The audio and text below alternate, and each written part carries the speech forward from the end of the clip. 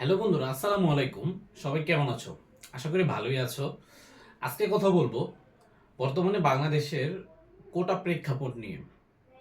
আজ থেকে প্রায় 50 বছর হয়ে গেছে আমাদের স্বাধীনতার বয়স, কিন্তু এখনো এসে যদি আমাদের বর্তমানে এই কোটা নিয়ে আন্দোলন করতে হয়, একটা বৈষম্য নিয়ে আন্দোলন করতে হয়, এর চেয়ে দুঃখের বিষয় আর কি হতে পারে আমার জানা নেই। বর্তমানে কোটা নিয়ে ঢাকা বিশ্ববিদ্যালয় সহ সমন্বয় যত শিক্ষার্থী আছে সবাই যে আন্দোলনটা করতেছে, সেটা আমি একজন সাধারণ নাগরিক হিসাবেও আমার কাছে সেটা যুক্তিপূর্ণ মনে হয়েছে। কেননা একটা দেশে চাকরি ব্যবস্থায়, সরকারি প্রথম এবং দ্বিতীয় শ্রেণী চাকরির ব্যবস্থায় যদি 50%-এর উপরে কোটা থাকে, ঠিক আছে, তো সেখানে আর মেধাবীদের কি মূল্যায়ন করা হলো? ঠিক আছে, মেধাবীদেরকে কোনো রকম মূল্যায়ন করা ছাড়াই এই কোটা ডিসিশন নেওয়া হয়েছে। মাননীয় প্রধানমন্ত্রী 2018 সালে সে তার নিজের হস্তক্ষেপে এই কোটার সংস্কার করা হয়েছিল এবং কোটা এটা বাতিল করা হয়েছিল। কিন্তু পরবর্তীতে হাইকোর্টের নির্দেশে এই কোটা আবার 2024 সালে এসে পুনর্বহাল হয়।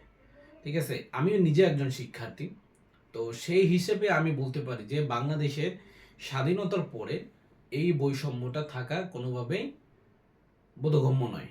এটা আসলে থাকা উচিতও নয়।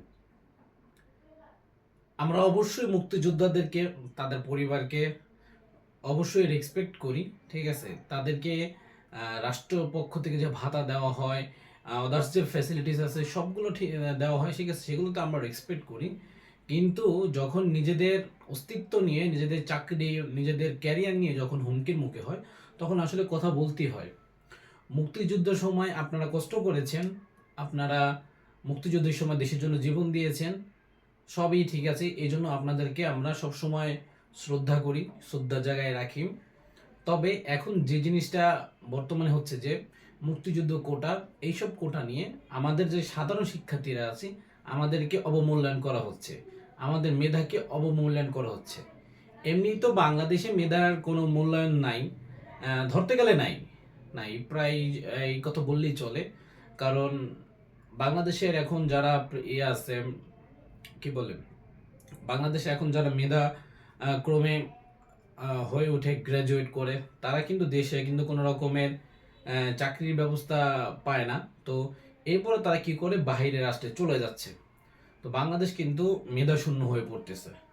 ঠিক আছে, এই সময় যদি এসে আবার এই কোটার এই জিনিসটা করা হয়, তাহলে কিন্তু বাংলাদেশ আরো মেধাশূন্য হয়ে যাবে। তো এর আগেই আমাদের উচিত যে আন্দোলন করে এই জিনিসটা আমরা আগের মতো সেই প্রধানমন্ত্রীর যে যে কাজটা করেছিলেন, ঠিক আছে, সেরকম করে এটা ফিরিয়ে নেওয়া, সে আগের রূপে করে ফিরিয়ে নেওয়া। আশা করতেছি যে আমাদের বাংলাদেশে যারা হত্যাকর্তা আছে তারা এই জিনিসগুলো বুঝবে এবং যথাযথ সিদ্ধান্ত নেবেন। ধন্যবাদ। আসসালামু আলাইকুম।